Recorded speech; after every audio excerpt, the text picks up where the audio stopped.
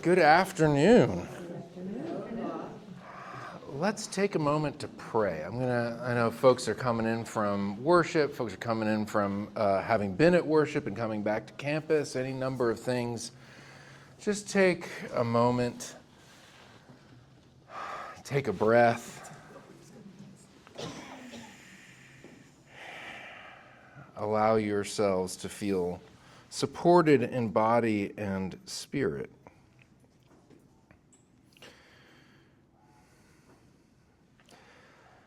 Lord Christ, on this day in which, in the reading and proclaiming of your word, we hear once again a story of your ministry in which you set out from a place that is known towards a place that is unknown. A pattern of ministry and of life that you set before us as one in which we will find our hearts, our minds, and our spirits to grow and expand, and our relationship to you to be deepened, both through the ways that we are stretched and our horizons extended by the journey, and also by those whom we encounter, in whom we come to know and find you. You set out the pilgrim's way, and we ask that you would pour out your Spirit upon us in this time that we share, to dream and imagine and allow our spirits to be enlivened by the possibility of setting out on a journey that will draw us closer to one another and closer to you. Bless this time, bless our imaginations, bless our journey. All this we pray in your holy name. Amen. Please come on in. We can pull up some extra chairs. There's a few over on this side. You'll notice, just to say, that we have a camera in the room. This is not being live streamed, but we are recording this session for those who may not be able to join us, who aren't able to join us, and we'll be able to post it later, and those who find it later will benefit both from the information that I have and also from your questions as we get there in a little while. So suffice it to say, I've been looking forward to this session for a little while. This has been something that has been a passion project of mine, certainly over the summer, towards the end of the spring, as I know we were working with Bob and others who are getting extremely excited for the choir's tour next summer and dreaming and scheming away to relaunch a ministry of pilgrimage for our cathedral. I knew coming in as dean walking in that this was a vital part of the cathedral's ministry for so long. And I've been so excited to find a moment, an appropriate time and place in which we could relaunch that. And as you know, it's sort of like an engine. You've got to get this thing going in order for it to start running. You've got to get that forward momentum. And then once we do, we'll make this a part of our regular lives as a community together, year in and year out in so many different ways. But I couldn't be more excited for how this is all shaped up as a way for us to do just that, and for me to have this opportunity to be on pilgrimage with you as dean for the first time. So before I get going talking about what's been on my mind and heart and some of my co-conspirators in the last number of weeks and months, I just want to name a couple different things. One, that this is exciting. I'm excited by this. I have some nervous energy about getting to open my heart and mind to you with things that I've been exploring, and I know that I can feel and have felt over the last couple of weeks since we put this out in our community, that excitement reciprocated. And there's a little anxiety for any number of reasons that can come from the fact that this is not new, but new in this regard and new with me. And I know that this is a ministry, one of the ministries in which there are only so many places for people to go, and we will find out. I will admit to you that coming with it being my first time and it being a number of years coming in, I had a wondering about what level of hunger there would be in our community to take on this ministry together, and it has been a blessing to receive such a strong response so far. So we'll get to some of that in terms of some logistics and practicalities before we part ways today. But I want to name all of these things at the start. So if you're feeling any of those things, you are not alone, and it is okay. And we are going to work through these things together, which is part of what it is to be on pilgrimage together, quite honestly. That we can set out on a journey, even one in places that we may have traveled to before and been familiar with, in some way, shape, or form, but doing it again in a different setting is not the same thing. And a pilgrimage, in my humble opinion, well run, well taken, will provide with it moments that stretch us, that do challenge us, that do force us in some way, shape, or form, in hopefully a gentle, comfortable way, to get outside of our comfort zones and build relationships with people who, for us up until this point, or setting out on the journey, are strangers. This is part of what it is to be a pilgrim. So we are setting the tone today, truly, for how we will be pilgrims together come July 2026. And so it's my sincere hope and my intention that as being your leader on pilgrimage, to let that be a presence of non-anxious leadership, and also to be present as much as possible to things that may be coming up within each of you based on what has led you to your interest in taking this journey together. So I'm going to dive in now, naming all of that. Which is to say, one of the things that I'm excited about taking this journey is I'm not doing it on my own. I'm tremendously blessed to have, Stephanie is not able to be with us today, virtually or otherwise. Many of you may remember her from when she came to kick off our Lenten series earlier this year. She was my professor at Harvard Divinity School. And amongst her areas of scholarly and spiritual expertise is engaging with reading and literature as spiritual practice. Okay, that honoring and cherishing the talents of writers and the written word itself is a way to engage with the divine, with God. That's why I invited her to come in Lent, knowing you all by this point and recognizing this is a community where that principle is not news to you. And seeing how much you all seem to connect with Stephanie and her mutually, and then afterwards we've continued in conversation about leading together. And I could not be more delighted that she's going to be coming with us. And so she has been involved in planning these materials, and we are going to be continuing to work together on them. So the underlying principle of what this ministry is based on is we experience God's mighty acts of writing. In the description that hopefully you all have, I've got two scriptural citations that sort of serve certainly for me in thinking through what is the spiritual and scriptural grounding for this ministry that we're going to take on. And in John's gospel, it is there literally from the very first verse. In the beginning was the Word. God creates word and language as the means by which to have relationship. That's fundamentally what John in John's gospel is setting out from literally 6th word. All right, even before all things were created for John is the Word, and the Word is a means of relationship. And second, an image, beautiful image, poetic image we have from Jeremiah writing as a prophet. Prophets, amongst their charisms, their skills, their talents, prophets are oftentimes, not always, but oftentimes poets. And they use language intentionally that is poetic as a way to capture our imaginations for the purpose of capturing our attention, for the purpose of capturing our lives, to direct them as God would have them be directed. And Jeremiah writes that God's promise is to put within them, the people, which also includes us, and write the law, which is the law of love, on their hearts. I will be their God, and they shall be my people. So God is author upon our hearts, and words are a means by which God intends to communicate to and through our hearts. And this, for me, is what provides great spiritual integrity for taking this kind of a journey together.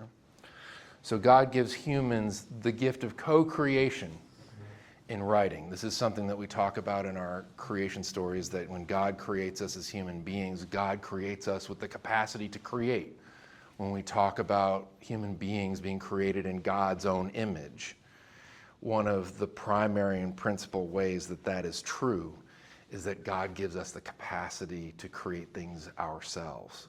And then we can have many pilgrimages and dean's hours and any number of things on the moral and ethical implications of God's choice to do that. But suffice it to say, that's the choice that God made. But what that means is that we can celebrate and honor and study the ways that human beings have chosen to put their creative powers to use in line with God's desire to write the law of love on our hearts. And that's what this pilgrimage is based around. So through writing, words guide us on pilgrimage. And by that I mean the pilgrimage of our lives. Okay? Setting out on a journey, being born into this life in and of itself is a pilgrimage. And it has a beginning, it has a middle, and it has an end. Just like any good pilgrimage, just like any good story that is written. And so writing for us as human beings has been a unique ability to be a tool to guide us on how we navigate life. The life that God has given us. And through that, so writing and pilgrimage are intertwined. And for us as English speakers primarily, pilgrimage and writing being intertwined go back to literally, arguably the first great work of literature in our language is a tale written about pilgrims. So that's something Stephanie and I were discussing early on in our conversations about this, about how wonderful it is. We are not going to go to Canterbury on this pilgrimage. We are going to save that for a subsequent pilgrimage. But we are laying the foundation in the practice and understanding of this tour of the writer's path, this pilgrimage of the writer's path, to continue in the future into those places. But this is literally laid forth both at the foundation of our literary tradition and our spiritual tradition. So some writers that this pilgrimage is set to encounter. So over the course of the journey, as we've set it out so far, this is our list to this point. It may yet grow between now and July, but writers we intend to spend time with along pilgrimage include John Donne, George Herbert, John Keats, Philip Larkin, Jane Austen, Simone Weil, Virginia Woolf, and more. This is an eclectic group of folks.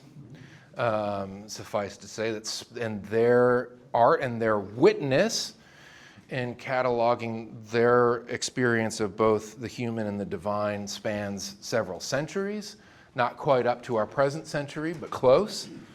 And although we will be spending time along the way with some friends who will be helping us learn more about these folks who are also writing themselves. So we will also encounter contemporary writers along the way, and in how we look at the practices we will take on during our time together.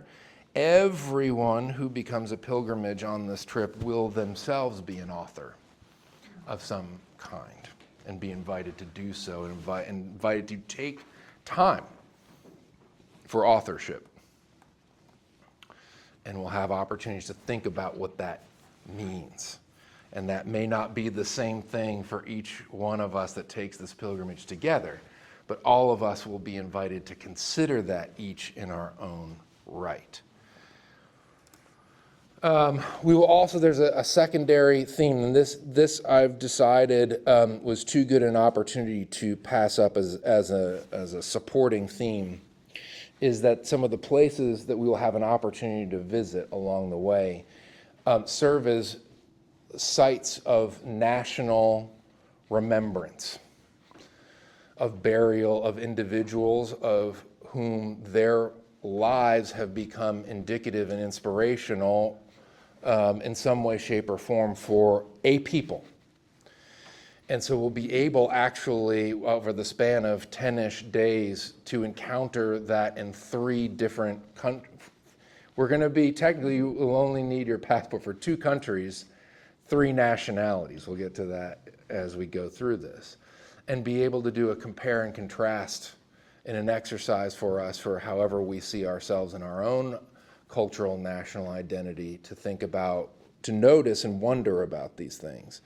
What we notice to be different one setting to the next, and choices that are made and how the spaces we inhabit together feel, look, feel, how they make us feel, what we take away afterwards, how they change how we feel about ourselves or affect how we feel about ourselves, where we come from, and the people to whom and with whom we identify. So that will begin in Great Britain with at the very beginning with 2 different locations. Westminster Abbey is a place we will visit on our very first day of activity together, famously known, of course, for Poets' Corner, as a place that has literally been set aside to honor and celebrate, from a national perspective in a spiritual setting, all of what I've just shared on the premise of this pilgrimage. And then the next day, turn around and go out to Windsor Castle, where monarchs are buried, right? You think about literally a society different from many of our own, but where you have an individual being the embodiment of a state, of a people. So we can notice and we can wonder about what that looks like and feel like, what the intentionality of that is for a people, to what extent we may or may not identify with that, and to have these also be places of worship. Later on, we'll have an opportunity to visit the American National Cemetery in Normandy, and that has a ring to it if you have never been there, but have visited a national cemetery within the boundaries of the United States. It's one of the many things that's striking about going there as an experience, is the things that make you feel exactly at home, and you know you're absolutely not at home. And that's a very interesting experience to hold, to have, and to make meaning of. And then lastly, we'll finish in France, and we'll have an opportunity to visit at least one place that holds meaning within national burial grounds, with cemetery that has come to be called Père Lachaise, on the eastern side of the city of Paris. That is also a destination where that has come of. It is technically not a national cemetery, but is a cemetery that has taken on national significance because of who is buried there, because of the way that it has developed, the way it is maintained currently. And that has changed. The way that it has been maintained in the last generation or so has shifted. So it makes that an interesting place to go and look at a way that a people and a community can make changes to the way that it memorializes its dead and creates a space for the gifts of those who've gone before to be recognized, celebrated, and be present with. So that's a secondary strand that we'll get to do together. So I'm going to just take you through now what we're looking at with this pilgrimage. So we have, first stop is to arrive in London. The itinerary that we have is to begin technically an activity on that Friday. Everybody's job is to get there by the day before on Thursday to be and have a touch point. So I know that's one question that many folks have. The rendezvous point is in London, not in Houston. So that allows, for a lot of folks, some flexibility in thinking about taking time on either side of this. Friday, we kick off in earnest with visits to St. Paul's Cathedral. And I think at that, to my knowledge, other Anglophiles out there might be watching details that I haven't been able to see yet of whether the new Archbishop will be consecrated by then. I can't remember or not. Yeah, okay, so she will no longer be there. I think it's March. Yeah. But home to the current Bishop of London to be the designate to be the next Archbishop. But we're going there actually because of the ministry of John Donne. That John Donne served as an active clergy person at St. Paul's. He's memorialized through a beautiful statue, of which a colleague of mine in London who had served on the staff there before has spoken about the experience of going there and walking past his statue every day and saying, I don't know that I'm living up to that standard today. So this is a place we want to go. We want to pay a visit there and be pilgrims to sort of consider. It's literally chronologically in that list of authors that I put up a few minutes ago. He is the earliest to look at.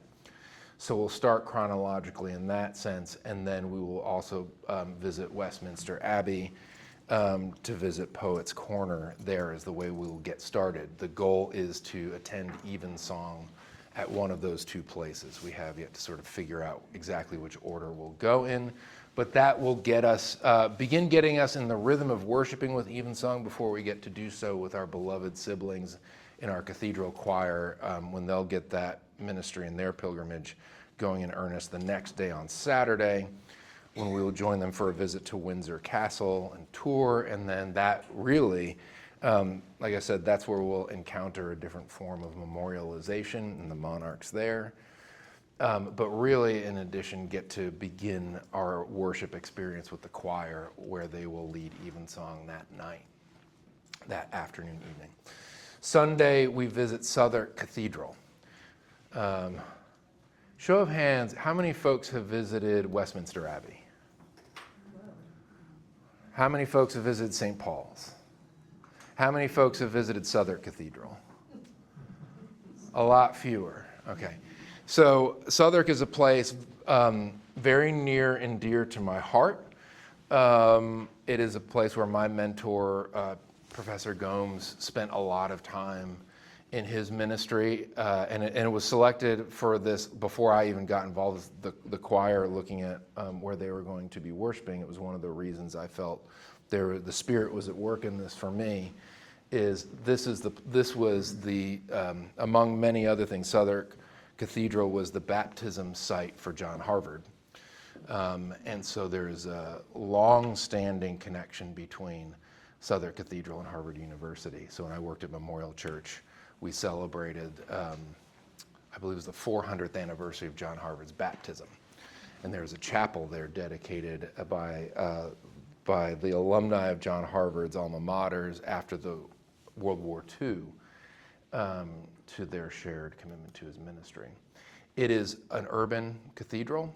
Suffice to say, it is very active in serving the community in its midst. So in that is something that we share. It is also kitty corner to Borough Market. So for those of you who may be foodies, this is a very exciting thing. So if you haven't had that experience, it is one that you should look forward to hungrily. And so that the choir is going to be, our choir is going to be singing at the Eucharist that morning and also leading evensong that afternoon. So we will have the opportunity to worship in both of those services, to have an opportunity to pick from the best of Borough Market, to have a little fun, festive repast together, and spend some time with the Dean of the Cathedral, who is himself a poet and a George Herbert scholar. He's a really phenomenal guy. So I'm excited about that. So we finish at Southwark on Sunday. And then we get to our second stop on Monday, Hayling Island on the south coast of the United Kingdom. And that will be our launching pad for the next few days. So Monday will be a visit to Chichester Cathedral, which has at least 2 points of creative significance that will take some time to consider.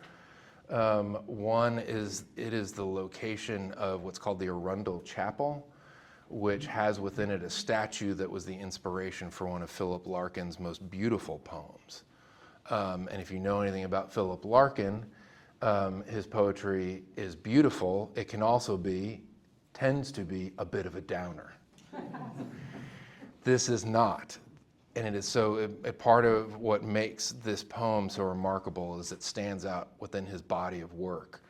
And so I want us to spend some time in the place that he spent time, that shifted his heart to write words that, of all of them, that really have stood the test of time for so many. It is also the last resting place of the great composer Gustav Holst. And Holst was commissioned by the cathedral at various points. Chichester, you may know, has a great history of commissioning artists and musicians. They commissioned, my mind just went blank. Leonard Bernstein, yeah, to compose the Chichester Psalms, and Chagall to design a stained glass window as well. So this is a long part of their history. They also commissioned a play to be written specifically for them with music to be accompanied, written by Holst. And I've gotten my hands on that. It's out of print, but I've gotten my hands on a copy. And that's going to be that very short play, which is of itself, going back to John 1, being before, the Word is before the creation. The premise of this play is to be in Christ in heaven with the Godhead and the angels, anticipating coming into the world. And so it's a very eclectic, enigmatic text, but it will be really fun to read together before we go and then revisit when we're in the space. That's Monday, and then worship, led by, that was meant to be evensong. That's a typo on my part. It says Eucharist. It's meant to be mixed up my E's. Evensong with the choir. Tuesday the 21st will be an excursion out into East Sussex to visit the home of Virginia Woolf and Berwick Chapel. That's Berwick Chapel. I've learned this the hard way several times. It's Berwick Chapel. It is not Berwick Chapel. It is not Anna. It's Berwick Chapel. Vicky is affirming the multiple letters of instruction I have already received, so I'm offering that to you before you go so that you don't ever get tut-tutted by anybody. And Berwick, there is a very, also, I'm going to overuse the term eclectic, but it is a very eclectic, artistic, tiny little chapel that was constructed by artists there in I believe, the early 20th century. And so we'll take, and including Woolf and her community of artists. So we'll have opportunity to go spend time there, and then again return to Chichester for evensong. Wednesday we'll go to Winchester Cathedral and town. Winchester Cathedral itself is the resting place for Jane Austen. They are celebrating, I believe it's the 250th anniversary of her death this year. So we are just a year removed from all of the celebrations related to that. But the cathedral itself, Winchester Cathedral, is one of the primary sites. There, as you might imagine, the town as a whole is really devoting this year so much incredible energy. But the cathedral is one of the primary spots where that's taking place. So we'll benefit from coming the year after. So all of that will be wrapped up and gone, but all the substance of it will be there for us to benefit from.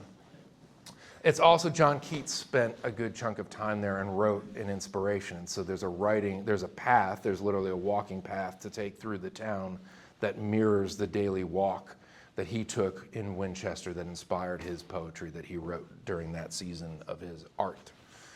And we'll finish up yet again with evensong, pattern of day and worship. What's the location on Haven now, West Haven? That I don't have available. With, you mean the precise location? I do not have. Oh, okay. Well, if you had, I'll be there are places we absolutely shouldn't stay. Let me know. In addition to good ones, of course. From there, we go across the ditch, as we say, and so we travel by bus and then by ferry. So no Eurostar, and this way we go the old-fashioned way to travel across the English Channel, across to Normandy. This is a travel day on Thursday, we will be staying in Rouen. That's how you say it. not to be confused with Rennes or other places. But that will be our base in Normandy. So really the job for Thursday is to get there and enjoy that, just a day of traveling. And that's part of what being a pilgrim is just having a day to travel and literally traverse some geography, has along with it some spiritual invitations to think and reflect on within ourselves. Friday is a day that all of us will go and we'll bus out to the American Cemetery, as I described earlier, and a visit to Omaha Beach. So this is where I'll take the risk. Have folks, anybody, show of hands, folks who have made that journey before? I'm actually really glad and grateful that if, amongst our group, you will have advance. Susan, you will establish the beachhead, pun intended, for us in that regard. And it is. I'm actually grateful that there are as few hands of that as there are, because I will say to you, I've had the pleasure of going once, and I found it to be life altering. And I have a firm belief after going that certainly I'll say every American. This is I'm mirroring the language of our Muslim siblings. Every American who can make that journey should make that journey, and it's a beautiful thing. What's that? Take Kleenex. Yeah. And so I'm gonna save. I have a lot to say about it, but I will save actually a good chunk of it to when we actually get there and afterwards, because I don't want to color that, pun also intended, for you all. And then I put on there that we have worship, but I think we have that day off, don't we, Bob, on worship for that day? On the 23rd? Yeah. Yes. Yeah. No, that one we are in town. Well, the 24th at 5:30. At 5, we do, that's right. We do have, there will be worship in Rouen with the choir that night. And then we finish in Paris. So Saturday we travel to Paris. It's a multiple hour bus journey, probably about 3-ish hours, give or take. But that will be the day we'll get there in time in the afternoon to go out to Père Lachaise, which is a beautiful, extraordinary place. And then Sunday we finish with Eucharist at the American Cathedral in Paris, with the choir and myself leading, and then farewell dinner that afternoon. We'll organize hopefully a tour. They have incredibly dedicated lay leading tour guides just like we do. So we'll have somebody to help with that, because the cathedral itself there is also a monument to those. A good portion of it in the cloister there is dedicated to those who died in both World War I and World War II. If you haven't been. And then Monday, July 27, depart. And again, opportunities to stretch that for those who may want to stay on. I don't know why anybody would, but if one wanted to spend more time in Paris than 2 days, as you say in French, on peut, one could. All right, so that's the itinerary. So one of the things that we're shaping up is there's travel and there's pilgrimage. And they are not the same thing. They can overlap. There's a Venn diagram. There's multiple ways to travel. But among the things that distinguish travel from pilgrimage is what we call this is a monastic turn of a rule of life, that we have a pattern of life on our pilgrimage, on our journey, that is distinct from a pattern of life that we might have in our daily lives, or if we were to choose to just travel on our own. And a pattern of life that has a rhythm and grounding in it that puts us in a new way of being.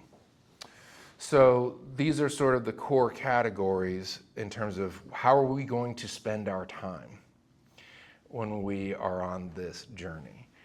And so it will be the goal that Stephanie and I will have is to make sure that there's a balance between these 4 categories. And there's probably one extra that we could add here in terms of fellowship. Okay, but activity, reflection. So we're gonna provide you with probably more time for reflection than is comfortable for you. I say that for myself. All right. And that is almost the most important thing that we do along the way. Even more because God will work through us in all of these things. But it really is through our attention and devoting our attention, which is what reflection is about, that we will find God in our midst. Worship and rest. It is important. We will have active days. We will have buses taking us from one place to the next, but in a lot of these places, we're going to be mobile a fair bit of the time, walking around some of these grounds. They're not that big, but we will be walking around a fair bit. So that's something to be mindful of. But we also want to make sure that if we're doing all of the activity and all these other things to a point of exhaustion, that's also not really the point. There needs to be a balance between these other things. Fellowship is another key aspect of getting energy in, certainly for extroverts, and maybe more so than others, and that's about, that again, will be Stephanie and my job to sort of structure this thing so that there's enough freedom, enough structure, and enough balance among all of these things that we feel comfortable and confident that we're providing an experience that will be spiritually nourishing and transformative for those who take this journey. Pre-pilgrimage preparation, popping the peas. So we will have opportunities for those who are coming along as pilgrims on this to spend time preparing together before we leave in July. We know that Stephanie and I have kind of talked about basing them around the major liturgical seasons that stand between us and next July.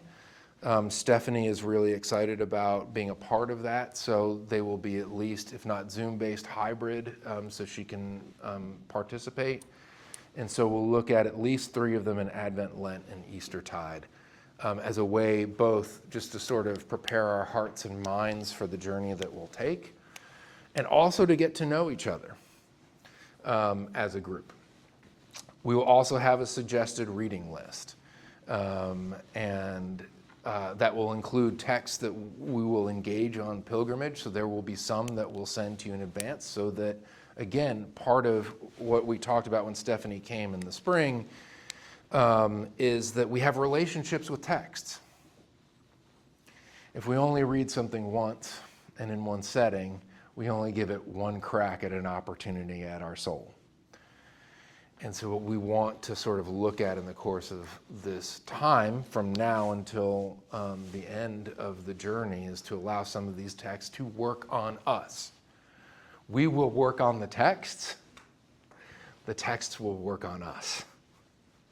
We will work with God, but God will do work on us, okay? There will be additional background materials and some wider context that will provide for the authors that we'll be reading and encountering and more. But that's sort of what we've got. So there will be all that beforehand. So some logistics to go over. As I said before, meeting point will be in our hotel in London on Thursday, August 16th. So, August? oh, sorry, gosh, this is what happened. July, excuse me, July.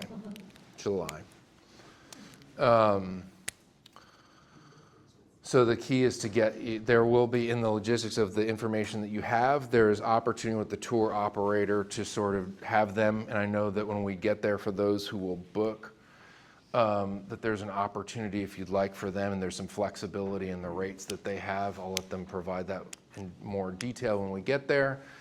But if there are other stops, there is some flexibility in the rate that they've provided in terms of how that can work. The airfare. This will be a walking pilgrimage, so this is not the Camino, right, or anything like that. We're not walking from one place to the next. But there will be a fair bit of walking. And we are just to remember that between centuries-old cathedrals and some of the cemeteries and beaches that we're going to, we got to name these things, right, that we're going to be spending a lot of time on our feet and in some different types of settings. So that's something that we want to take into account. We're going to have, like I said, we'll have a balance of activity and rest and reflection and all of those things. But in order to make sure that we tend to all of those aspects of the journey, that tending to the timeline is necessary. It's just a way of being faithful to one another and to the journey that we're taking on. At the moment, I can't guarantee, advanced luggage assistance. Okay, so I know that these are questions that do come up. So that much is what I want to put out right now. I didn't look at it. I had a chuckle at the corner. So that's what I want to say about that for right now. There are, and just another logistical thing, there are single occupancy. There's information in there about shift in cost for that. We will get, as we get more into the details of who is interested in for what, we'll have greater ability to confirm availability of that. But those are just some logistics. Registration. So here's what I have in mind for how this will work. So I've got a sign-in sheet for today. Some of you may have signed one already, but I'm going to pass this around with a pen. So it is not required to come to the session or others. We are going to, as I said, we're recording this. It'll be put up. What is required is to either sign up on the sheet or to send an email to Louise Langford. That's her email address, llangford@christchurchcathedral.org. Those who have registered their interest will get an email from Louise this week with a form that will get some of the nitty-gritties down about details and expectations. We're going to allow sort of 2 weeks effectively to absorb all of this, send in interest and questions, and then our plan will be to submit completed forms to Louise by emails beginning at 8 a.m. on Monday, October 27th, so 2 weeks from tomorrow. No, by email starting at that time. So we're going to take starting at 8 a.m. on that day. Okay. First 40 forms received will be asked to submit a deposit by check or online by close of business that same week for Halloween. So consider trick, treat, whatever else. And then waiting list will be maintained until all 40 spots are claimed both by form and by deposit. And then we'll allow, once all of that is confirmed, we'll continue to maintain that waiting list as we go, as we know that there will be folks who ultimately will not be able to come. This is where I'll pause and say, because I know there are a little more than a handful of companion positions with the choir. I know several folks have asked about that and how that can work. So what we know today is, if you would like to take this pilgrimage, there is going to be there are some spaces available to be on the choir bus. We haven't yet confirmed about where there will be overlap about people who are traveling on the choir bus and for the choir itself to participate in ways that will be nourishing and sustaining and responsible and honoring the journey that they're taking in the ministry that they are undertaking. We will be able to confirm those details once we have all of these slots confirmed. So I want to fill these 40 spots. We know that there are folks who are spouses of choir members who will want to take this journey but may not want to do this, and we want to make sure that they have spots to go as well. and then we'll negotiate as much as we can, as much opportunity for spiritual growth and participation as well can be worked into this itinerary and the choir's itinerary of rehearsal and worship. All right. Payment schedule will be a $2,000 deposit due at registration on the date I just had, $2,000 by February 1st, and the balance due by April 30th. And again, if you are signing up on this, we'll send out a copy of these slides as well so that you have them. Okay. Did you say the balance, the last payment? It will be different. So yeah, April 30th. Do you have arrangements for travel insurance? Do you have arrangements for travel insurance or a recommendation on how to get it in case for some reason an individual can't complete the trip or Right. it's canceled because of... Right. That is, I do not have that information today, but I can take it down. CFDA has travel. Is that included in the package? It will be part of the registration. Thank you, Bob. Jennifer, you had a question. I didn't catch what you said about airfare, the air transportation, so can we just do that on our own? You can do that on your own. So that line it's there. That's what we've been quoted by the tour operator to be able to take it in where they handle it and then can work with you on sort of what it is that you want to do. But if you have miles, if you have something that you want to use, you're encouraged. All that matters is that you are at the hotel by that day. Yeah. Nancy. Credit card for deposit? Through the cathedral's website. Yeah. Rick. I'm very interested in seeing the newly restored Notre Dame. Yep. Is there going to be an opportunity to do that? There is not going to be an opportunity on this itinerary to do it. So that there will probably have, my guess is, one way to think about it, if you were just going to travel within those dates of the pilgrimage itself, that Sunday afternoon after the Eucharist at the American Cathedral, it would be entirely plausible to be able to get to Notre Dame, visit it, and then attend our dinner in the evening. So what I can tell you, Shelley and I did this ourselves this summer. If you go online and you look, they advertise. Basically, there's two different ways to do it. There's to book in advance, and you can just go. And I've said this to some people who ask me independently, and this is my approach on this trip for anybody who wants to go, is just go. The beauty of France in all of its splendor is that it has all of the appearance of officiousness, but the reality of how that is lived out does not most of the time meet what it appears. It's far simpler to just go. The line moves very quickly. You'll spend as much time in line waiting, just showing up as you will, having gone through the trouble of registering in advance.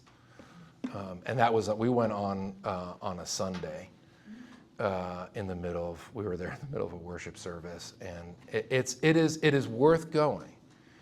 It is worth going. It will, whether you've been before or not, if you've been before, then it will really blow your mind. If you haven't, it will still blow your mind, but you don't have anything to compare it to. But it's radically different from what your prior experience would have been. Anything else? Any other questions? Can I just piggyback on what you've already said about the Please. Cathedral Choir trip? This is actually the 10th time that the Cathedral Choir will be going to Europe, but the first time to France. And the trips have always been based on people beyond just the Cathedral Choir joining us. And that has been very sensitive to the fact that given this wonderful option, maybe some people who would have traveled with the choir will not be traveling with the choir. But I just want to reiterate what a fabulous opportunity this is, and to let you know that the Cathedral Choir trip is really based on the fact that most people are giving up this is their vacation. And so we have rehearsals and things that we need to do to be ready for the evensongs, but there's lots of free time and time to sightsee. And so there, if in fact we get to 40 and you still want to go, there will be opportunities, I think, for you to still enjoy the trip with the Cathedral Choir, which you may come and fly with us or make your own arrangements as well. But there's a slightly different pay scale, and so if you're interested in knowing what the traveling with the choir would be in addition to this, just let me know, and I'll be happy.